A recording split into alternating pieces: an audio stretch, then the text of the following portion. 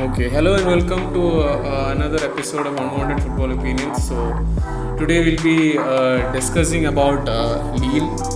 So, as you all know, Lille became the Ligue 1 champions last week after a almost 10-year dry spell, and it was one of the narrowest margins of victory, which it went on to the last day, and 1 point separated them from PSG. So today we have, as always, we have Elijah with us, and a special guest as an Anandan who has been following Lille for quite some time. So he'll help us get through like what are the factors that influenced this title challenge and something about their recruitment and the sporting director. So Anandan, Yeah, hi. what? Hi, Jitu. So hi. So what will you say is the most important thing that led to this title? Like, where should we start with this? Yeah, we should actually start with the balance that the Lille squad had. Yeah, they just did not focus on the youngsters alone.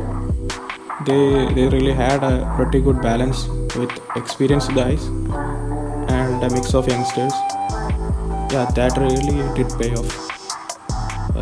If you can see, like at the back, they had this Joseph Fonde. So he's a pretty experienced guy, and at the front you have your guys like Yilmaz, who's also had pretty good experiences. So yeah, on the mid also they had somebody like Andre. So we can say like the Lille was quite balanced. They had good dribblers, they had aerial advantages, and yeah, the balance was the key to their success, I guess.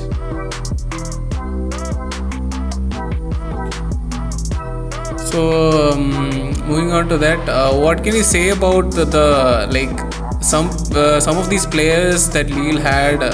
They got a second chance, like players such as Renato Sanchez. What made them come back, do the comeback, or they were all written out. See, Renato Sanchez's time at Bayern was not particularly good. He had a fallout with the club, and he eventually had to leave the club. So, what can you say about that? Yeah, the sporting director Luis Campos. So he have a pretty good track record about like recruiting these young talents. He have an eye for the talent. Yeah, if you can look into his previous record, like transfers, like Nicolas Pepe, they sent him to the Arsenal, and then there was Gabriel. So actually, Lille had a pretty decent squad since Luis Campos coming into the squad. I guess that was around 2017, and at that time, Lille was just above the relegation zone. And from there, they started building step by step, and they worked their way up. So the recruitment that Joseph Fonte had, like that really helped. Now we are hearing that he is leaving the club and going to join Real Madrid, I guess.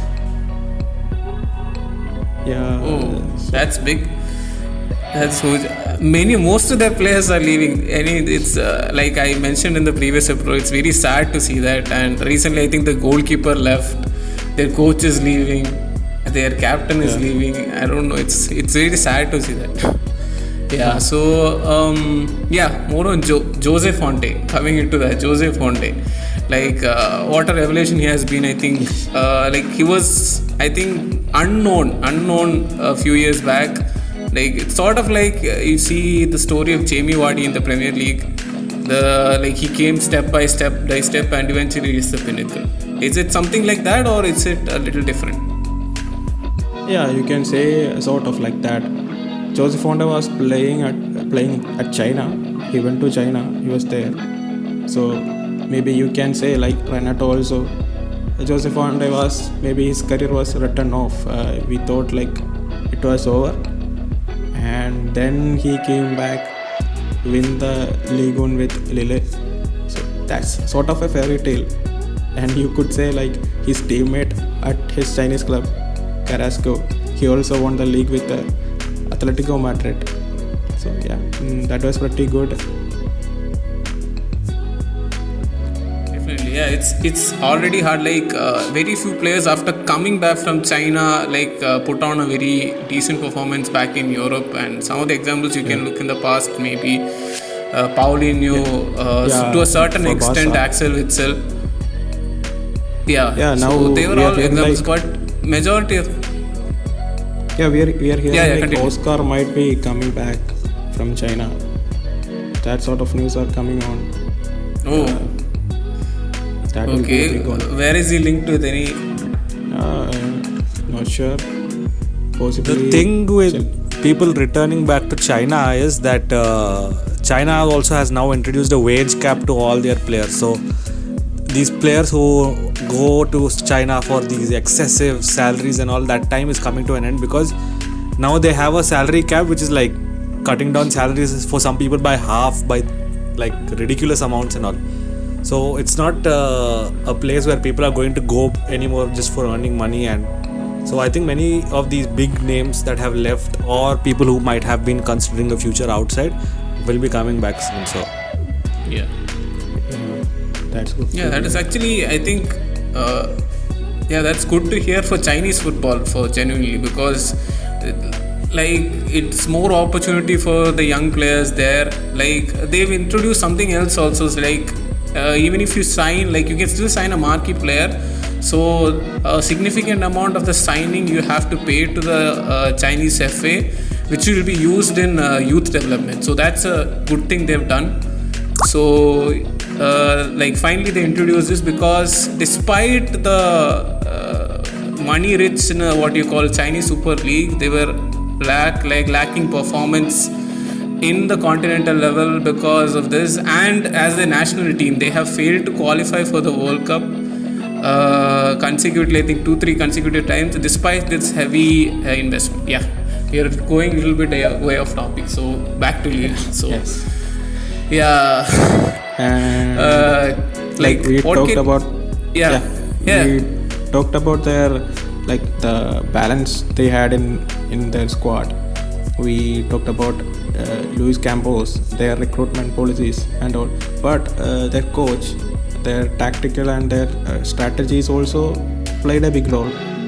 Because if you can let's take an example, that PSG game, that one that Neymar got red carded, the one which Neymar got red carded. If we can see, that is like how good Lille is on the defense. Like they had a particular strategy and they worked around it, and they nailed it actually. Because if you take their center defenders, even Botman and Jose Fonte, they are really good on aerial duels. So what they did was like they forced PSG to whip in the crosses. So PSG was like whipping in crosses one after the another.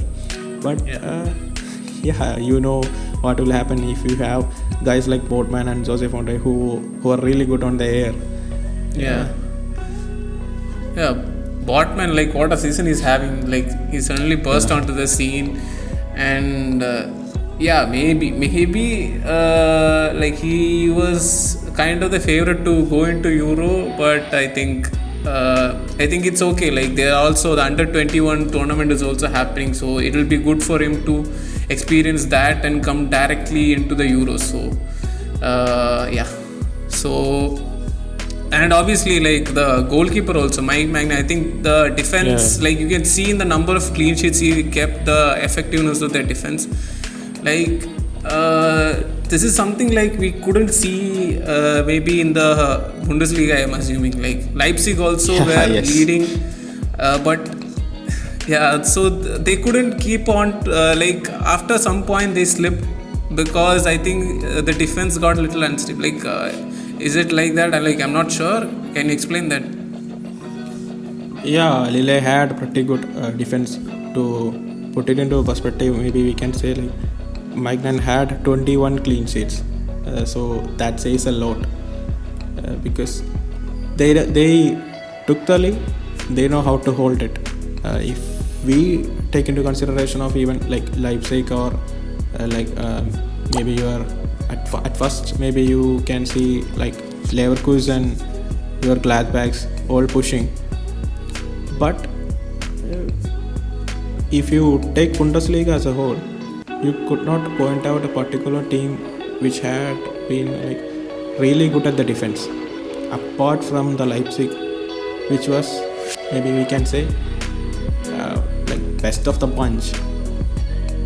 And yeah, that was about it. Okay. So yeah, I I thought like at first like I had a small fear. See, PSG, like even though they were horrible, like they can say they were horrible. I think 8 losses or something in the first like 3/4 of the season they suffered 8 losses. I thought maybe Lille, but they eventually caught up, and Lille dropping little bit some of the points. So that's why we had towards the end tight race, and I think Lille had a chance. They could have sealed it in the second last game, but they, if I'm not wrong, I think they considered a draw, so which pushed it to the last day. So I had a slight fear if they might bottle it or something, but they eventually held on. And yeah, it's nice to see these stories, and I think it's the second time, I think after Monaco, so it's good to see these stories. I think looking at all the major leagues, I think most of the leagues we saw new champions coming, and I think in the top 5 leagues, except I think only Bayern maintained their title. Rest all of the teams lost their title. Yes. So and anything else you want to add on? Yeah, you were talking about Monaco, right? Monaco, just before the season that Monaco achieved that fairy tale, Luis Campos was there, like a sporting director, technical director. You can call it like a technical director. So he was also there. So we can see his hands in and around Monaco as well as Lille. So yeah, that guy is pretty good. Okay, what can you say? Is it is anything clear about his future? We are expecting a mass exodus of players from Lille. So anything regarding his future at the club? On Luis Campos, I guess Real Madrid is looking for him as a scout. He has been previously been in Real Madrid. Fabinho, you know Fabinho, right? From Liverpool, Fabinho. He found him when he was a scout of Real Madrid. Oh, that's nice. That's very good, I think. And that will be good for Real Madrid. Definitely, Real Madrid fans is something you should be excited about if it happens. Elijah, do you have any questions to ask? I wanted to ask now, after they have won the league, why would they allow players who have brought them to the title to leave? Why would they allow the coach who has brought them back from almost the relegation spots to leave is my question. Because it's not like they have any less money now. Because they won the league, they should also keep getting a good injection of money, sponsorships and all that. They're still not at the financial capacity of PSG, I understand, but why would they let players who have brought them to this position to leave is my question. Okay, on the coach side, I don't know what really they are planning on the coach, but if you can take if you can take the players into consideration, there were big names before also that was sold off. You can see your Osimhen was sold for around 70 million to Napoli. Yes, around that cost. They can get new players like Jonathan David. They got him from Belgium. He played for I'm not sure, for Brugge or something. I'm not sure about that. He was playing at Belgium, and he got them that guy was really good. I have seen him play for Canada once, when I was looking for the Davis match, and this guy was like coming in, scoring a couple of goals. He was really good at the. He had been like really good. He have pace. He have finishing. He have the like what we can say like the swag, that flair around him. Okay. Yeah, so I guess Lille can get new players, but with Luis Campos leaving, I'm not sure about that. That was my next question, because according to the thing, I couldn't find much content to read up about Lille, so to say. So Jittu had sent me a few links, and that's the only thing I read. And that a few videos I had watched, they were talking about Luis Ocampos and how he has helped Lille and Monaco reach this heights they have. And so if he is leaving along with the rest of the players and the manager leaving, what do you think are the chances of them, let's not say retaining the title, but even having a good shot at the title next year? Sorry to say, but I'm not seeing a shot at the title right now, because even if we like look into this season also, PSG had 2 coaches, Yeah. really bad run of form, injuries, and all these things accumulated to like Lille's help. And even we can say like new teams like Monaco was like lagging behind at the 9th spot. They were flirting with the relegation, and all of a sudden after Niko Kovac, whom Jittu might really know like back from his Bayern days, he was our coach. He went in there like he beat PSG both home and away, I guess. So Lyon was also strong. So there were a couple of teams that was strong at the beginning, teams who can score. So that really like PSG lost some points at like to these guys. So that also helped Lille. Yeah, usually I'd say PSG would have easily beaten those teams, but looking at the league as a whole, like you look at the top 4 teams, like there's not much separate. Like this is even though Lille won the title, they didn't accumulate a lot of points. It was still close. Like 82 is actually a low points tally for a 20-team league to be as champions, I think so. So even I think Monaco, when they won also, they still had a little bit more higher points tally, and the gap was also higher. So so I think like coming to like you told like Lille won't be there. So do you expect Monaco, Lyon pushing it, or I mean they're also set to lose some players. Depay is leaving Lyon, that's a big loss for them. So will any of those teams will be able to like put an effort at the title?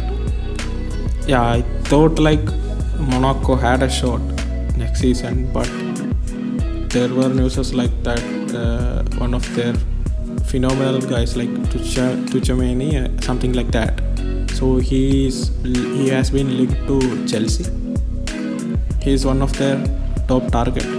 So if Chelsea pull that out, I guess they are getting a really good player from a team who is pushing for the title, who is like pushing for the Champions League spot. So that might be a big blow for them. And if we look at PSG, we are hearing that PSG is pushing for a Hakimi move. So you can imagine, they're very close to it. If they bag him in, PSG, that would be huge. So PSG are losing their manager. So Pochettino is set to leave. Like he wants to go back to Tottenham, and So coming to that, who do you think will replace him at Paris? Who's going to replace him at Paris? I'm also not sure about that, because there weren't many names that was linked to PSG. But right now there are many coaches who are free, like Zizou left Real Madrid. You don't have to be accurate. Like who do you think will suit their players? Like the players they have, the style they play, who do you think will be the most effective? Like who can bring the best out of the PSG team, out of the managers available? Yeah, to be honest, PSG have a really like a star-studded squad, and Zidane really know how to manage these kind of stars. He's really good with the man management. So I guess he would be perfect fit for them. With I guess Ronaldo is now being linked, out of Juventus. So not sure about where he might be going or not. Is it confirmed that Ronaldo is leaving Juve If I'm though? not wrong, I think Not confirmed, I guess. Not confirmed. But there was some Marca reported, I get, like he told his teammates that he's leaving, but not a, maybe we can say like not a tier 1 news was there. Okay. Yeah, so I think maybe because Allegri is coming, so Allegri was not a big fan of bringing in Ronaldo at that time, if I'm not wrong, and he had a fallout with the club based on that. Like he wanted to spend the money somewhere else, so it will be interesting like how he's going to use him. I mean, I think like one good positive side is that, I mean, I know we are switching out of topic, is that maybe it will be good for Dybala. So he is saying like Dybala will be in the core of his plan.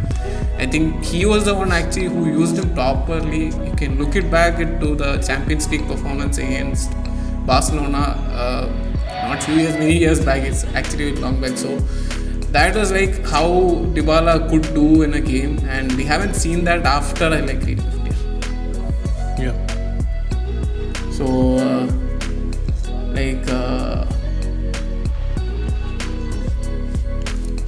And from what I'm hearing, is there anything you have to ask? Yeah, nothing else. He actually Okay, talked tell me. pretty comprehensively about everything. Yeah, Anand, you were telling something. Continue. Yeah, that was about that Allegri move. Yeah, from what I heard, like Allegri is having more power this time when he's returning back to the club. Like he is having a bit more authority, like more power than the last term. So maybe we can see a couple of players going out, maybe coming in. That would be a nice transfer window, I guess. Like, I just remembered I forgot to ask something. Like, we were telling about the manager situation, I mean, so why does a guy who just won a title with a team wants to go to manage a 9th place team? Yeah, you know, even if they offer so much money, like, why do you want that? I don't know. Is it something to do with the players leaving? I mean, he can still manage a better position than like what needs. Like, I think even though if the players are leaving, he still has quite a decent shot at least qualifying for European places, I think so, because he knows the team well. Now he has to go to Nice, start all over again. Like, why does he want that? Like, okay, I get it if you're going to a higher ranked team, like a team that is at least in the top 4, if you're going to another like a team in a bigger league, bigger teams, like what can you say about this? Like others, like we can say, okay, like I said, like continue. I'm also not sure. Yeah, not sure why he is like going for that move. Yep, one of the possibilities, like as you said, like there are a lot of players moving out. Maybe like Soumare might be going out. Just now I saw that he's been really close to Leicester, a Leicester move. Soumare, like he's really close to the Leicester move. So like all the players are going out and Cambo's going out, I think it's near impossible to repeat what they have done right now.